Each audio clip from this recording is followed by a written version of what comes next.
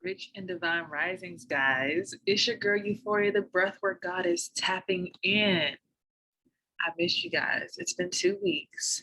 And let me tell you, these 2 weeks has taught me so much. But before I get into that, I want to use this episode to introduce myself to you guys. Because a lot of you all know me as just the breathwork goddess or just as a herpes positive advocate. However, there are so many different layers to myself that I just really want to dive into with you all. First and foremost, my name is Sierra. It's my birth given name. And I'm from the DMV. I'm 27 years old. And I'm a single mom, right? I love being a mother. Those are the most important things about me, right? Aside from that, I'm a crown adjuster, aka cosmetologist. So when it comes to all things hair, I'm your girl. I mostly focus on natural hair. All of my clients are natural. Um, but aside from just natural hair, I also am a loctician and a very good wig maker. So if you ever need your edges laid, I'm your girl. But yes, aside from me being a crown adjuster, I also am a spiritual healer, guys. That's what my main focus is when I come to you all, is to bring my breathwork experience to you guys. Because for my herpes diagnosis, I felt like, quote unquote, a perfect person. Now in this space, I realize that perfection is the last thing that I want to be. Being perfect eliminates the human experience because there is no such thing as a perfect human. We're all born slightly different. Like even our sides to our faces are not mirrored, right? Like there's no perfect precision in anything. So perfection is not what I want to go for. But what I really want to seek more so is depth, depth within the spirit. Because let me rephrase that. Too many times in this space, we're so focused on the vain things, the vanity and everything, how everything looks on the outside, and we don't give credit to what's on the inside.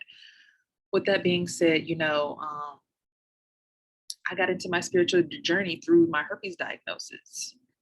I was diagnosed with HSV1 and HSV2.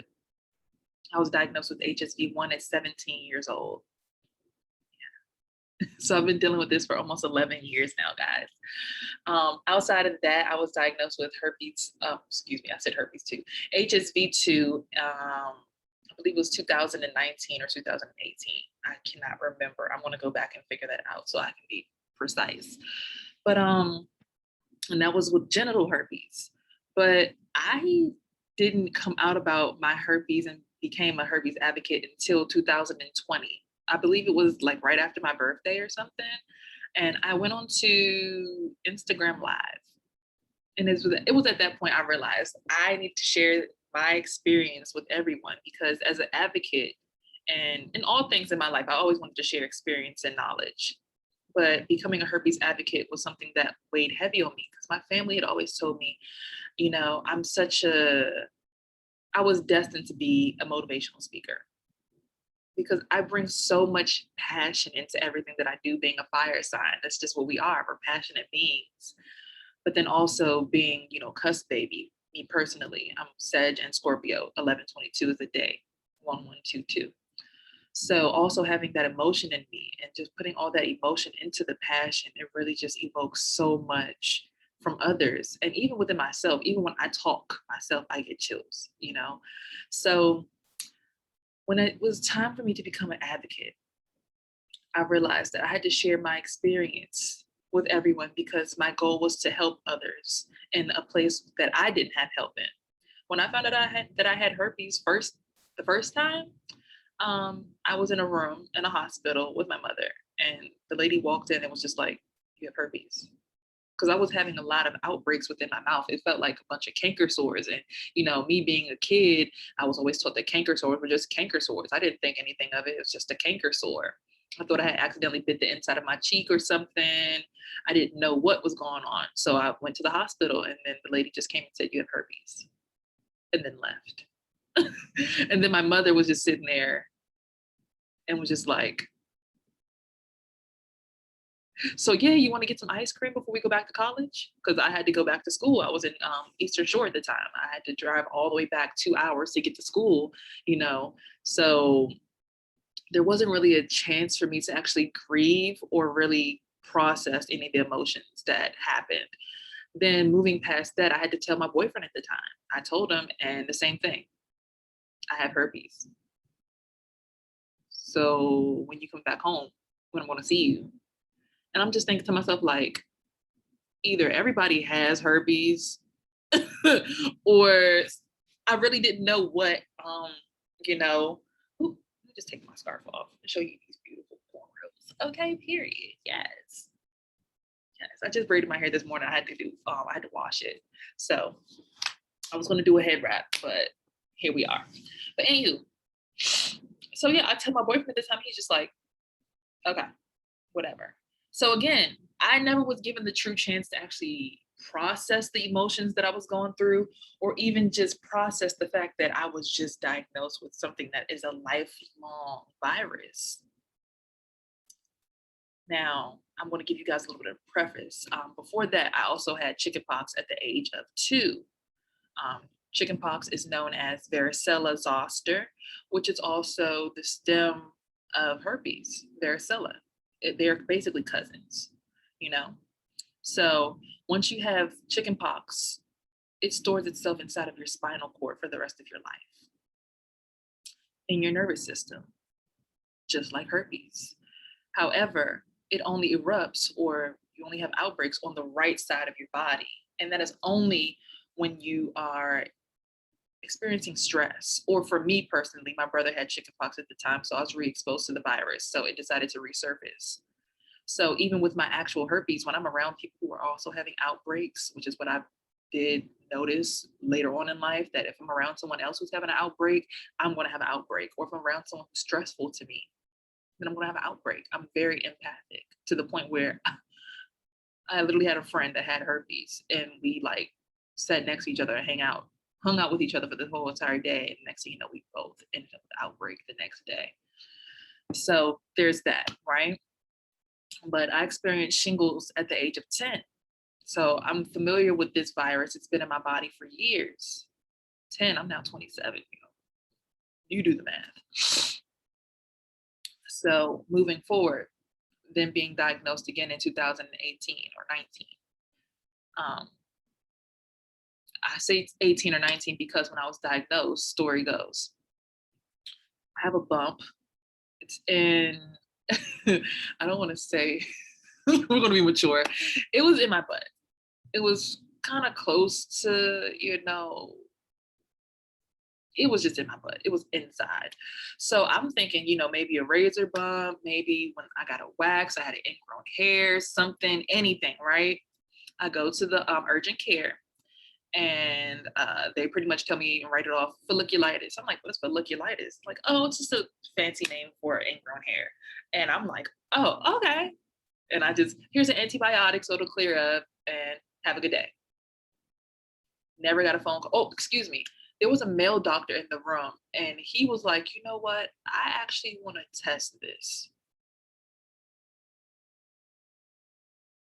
I said, okay. I mean, I'm not going to tell a doctor no at the time. I'm trusting doctors with my health at the time. So time goes on. I have no outbreaks or anything. I'm thinking everything's fine. I'm only thinking that I only have herpes in my mouth. And also, I was diagnosed with dermatitis on my hands. Come to find out that's actually herpes Whitlow as well. But again, fast forward on down to 8 months later after that scenario. They're telling me it's a new gynecologist in the building. My gynecologist is gone. Come in for a pap smear. I say, okay. Coming in for my normal pap smear. What could go wrong? I go in and I'm getting my vitals taken. I'm sitting on the table. And have you mind, this is 8 or 9 months later. I'm getting my vitals taken, and the nurse just blurts out, did you know that you tested positive for herpes? And knowing that I was diagnosed a long time ago at 17, I'm like, when? Right? And she says, oh, well, you came into urgent care. I said, And that was just that's exactly what happened. Like, I have herpes in my ass, in my head. But then also at that same exact time is immediately when I stopped breathing.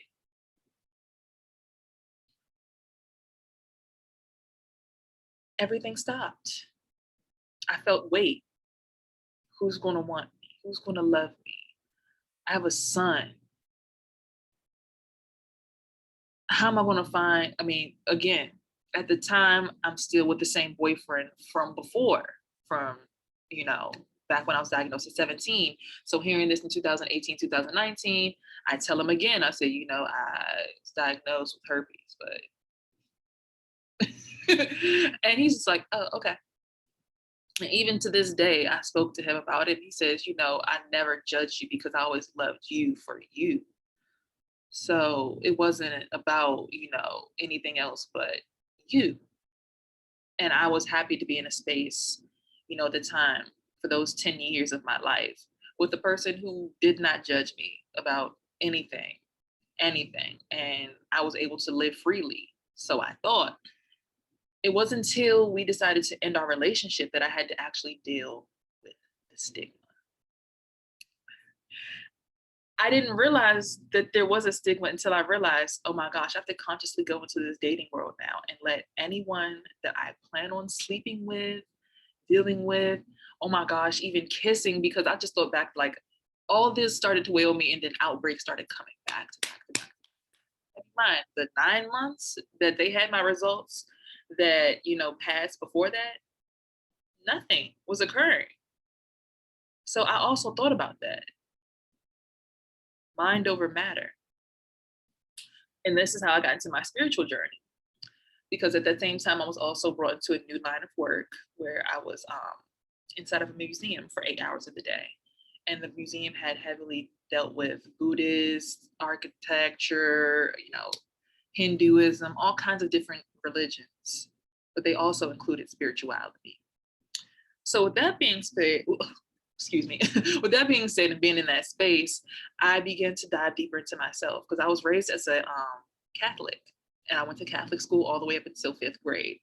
But I knew that after being in so many Catholic or Catholic background or geared settings, that even though the preaching is God doesn't judge, I was being judged always.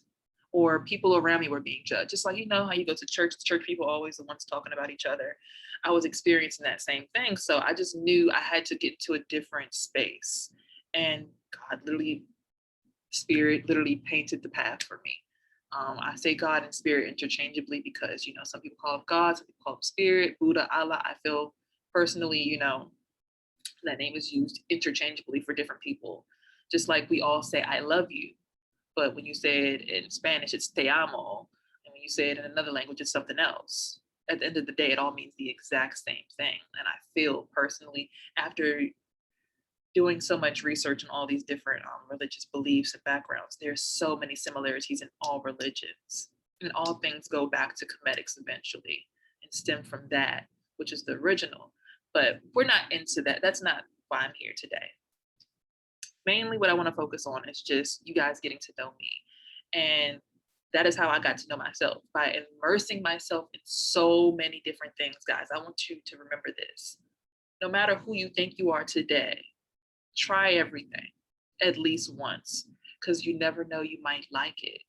And that might be another part of you that you haven't even discovered yet. So always give yourself the chance to explore deeper depths of yourself, because there's so many layers to peel back when it comes to your human experience, your spiritual experience, your mental experience, and even just mind, body, and spirit, guys. Mental, spiritual, body, physical. Every single experience can go deeper than just the surface. I can look like this, but sound like this. You know, don't judge a book by the cover. I can look like this and sound like this, sound like this, sound like this. I'm just saying, guys, too many times we don't allow ourselves our full experience because we're so judgmental of so many different things that we don't even want to give ourselves the chance to experience them. So again, that ties back into herpes advocacy for me. People hear the word herpes and they judge. Oh, you're dirty. You were sleeping around. You were doing this, doing that. And at the time when I was diagnosed, that wasn't the case. I was in a relationship.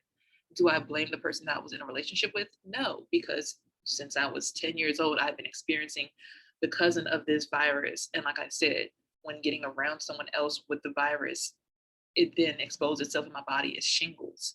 So, no, I'm not pointing the fingers at one person, two people, three people, because also herpes could be, I can hold hands with someone and contract herpes from their hands. You know, I could kiss someone, I could smoke with someone. I just want in this space of advocacy for me, for you guys to understand, it's not for you to judge someone because of the herpes diagnosis. It's for you to just find them, understand them more, because there might be someone who you know who needs that assistance or needs that information. So many of my friends that I didn't know from the past have come to me via DM, told me their stories, and even people I don't even know, people who are viral, so many different people just hopping in my DMs, just telling me their herpes story for the first time. And they haven't even told anyone in their family.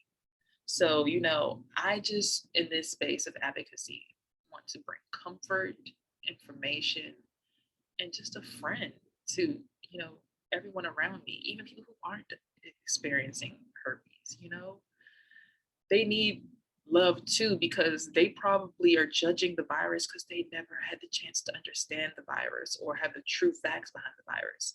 You know, oral herpes is given so many different names: cold sores, canker sores. They're thinking it's something that, you know, you just go through, just like I did when I was 17. I just have canker sores. What? I didn't know. So we can't judge those people either, respectfully. So I just want to put you guys in a space of understanding that this is all about information exchange and all about advocacy and friendship and community. It's not for me to cast out these people, cast out those people. We are all family some way, somehow. And it is best that we, you know, just really stop judging each other. Now, back to me, because that was kind of a little bit of a rant, but back to me, when it came to my spiritual journey, I really enjoyed Buddhist practices, Hindu practices, and things of that nature, which is why I got into the chakras. Oh my gosh, you see how beautiful that is? Just the alignment. And just also the word human to me, hue. Until you've experienced all your hues, you cannot consider yourself a human. Because in order to understand all these different chakras, you understand what it is to be in the human experience. And until you understand that, I don't believe that you can be a human. You don't have many colors or many facets. You're usually coming from a dark place. You're very judgmental, things of that nature. And I was there at one point before I got to this spiritual journey. So I just wanted to leave that there on the table, just give you guys a little bit more information about me and why I came into advocacy, who I was before the advocacy, and how I got here. Being a person who's been herpes positive for almost 11 years now, and just now coming out to the forefront should tell you a lot about the weight that we all experience in the herpes community when it comes to the stigma. So just, if you can, guys, do me a solid and educate yourselves, even if you are herpes negative. And also understand that all STI panels do not include herpes. You have to request, because the CDC suggests against testing for herpes because it's so common. So even if you've gotten your clean bill of health, please do understand that it is your responsibility to go in again. I say at least every 2 to 3 months, even if you are in a relationship, because like I said, things can be transferred so passively. Just make sure that you're going in and asking for a complete STI panel so that you understand your status and understand the statuses of everyone around you so that you're not judging them for their status. Also, when it comes to me and my breath work, guys, I will be posting breath work probably instead of, we're going to do a regular podcast every 2 weeks, but then every 2 weeks, I'm also going to post a breath work podcast so that you guys can have access to that, so that you guys can follow me and breathwork practice. Before I go, I'm going to share my newest toy with you guys because I'm so excited. Like, y'all saw that vein in my forehead just pop out. Yes. You know I'm excited. Yes. Okay. My sound bowl. Y'all hear that? But it gets better. Hold on, guys.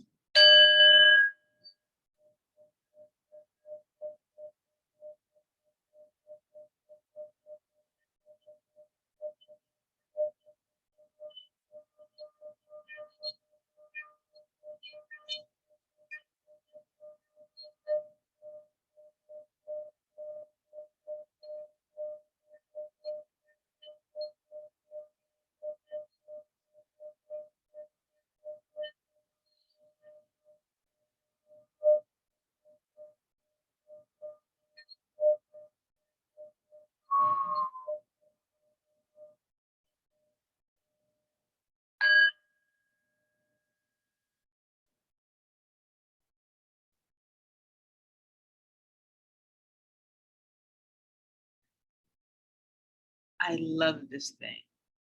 I'm not going to just call it this thing. I love this sound bowl.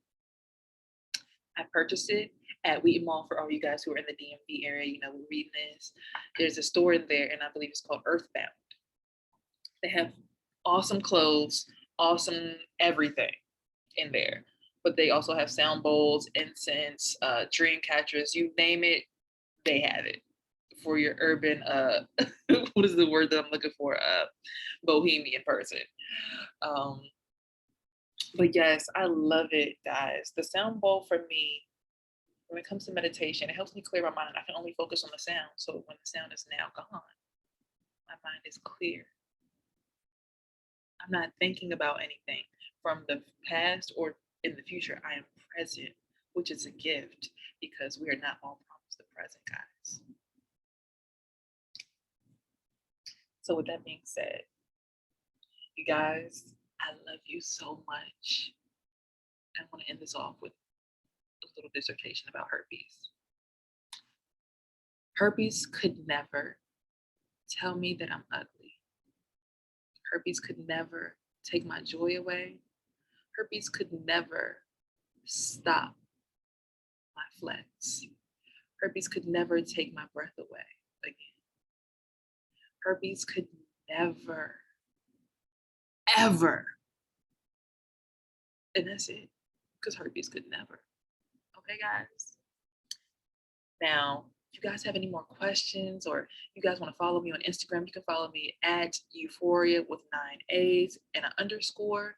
You can follow me on YouTube at Euphoric Blossom. You can also follow me on, or follow the podcast if you can't do the physical. The podcast is Euphoric Breath, and that is on Anchor, but it also excuse me, guys. It also posts to a plethora of different platforms that host podcasts. So whatever podcast platform you listen to, you can find my podcast there 9 times out of 10. And also, when it comes to the breath work, I'm still constructing the website, guys. I'm not a web designer. I'm perfecting it because I know when I release this website to you guys, I want it to be perfect. So I'm still working on that too. And very soon come, we have apparel. Yes, Euphoric Breath apparel. For everyone who just wants to breathe and just understands the value in having control over your breath. Because as I say in my intro, it's your girl Euphoria, the breathwork goddess. I'm now tapping out. My main focus is breath work because when we control our breath, we control our reality, our spirit, and our stress. Stress is the number one cause of herpes outbreaks, guys. So when we control that stress, we can control our outbreaks.